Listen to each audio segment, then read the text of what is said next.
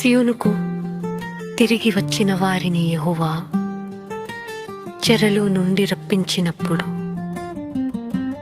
మనము కలకనిన వారి వలె నుంటిమి. మన నోటి నిండ నవ్వుండెను, మన నాలుక ఆనందగానముతో నిండియుండెను.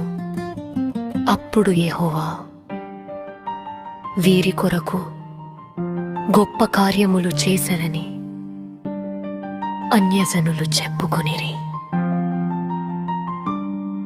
యెహోవా మన కొరకు గొప్ప కార్యములు చేసి ఉన్నాడు, మనము సంతోషభరితులమైతివు.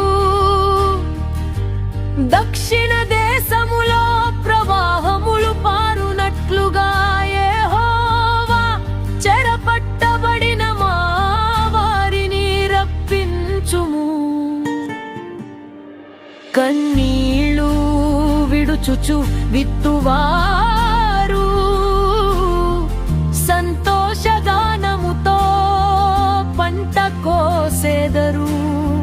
పడికెడు విత్తనములు చేత పట్టుకొని ఏడ్చుచుపోవు, విత్తువాడు సంతోషగానము చేయుచు పనలు మోసికొని వచ్చును.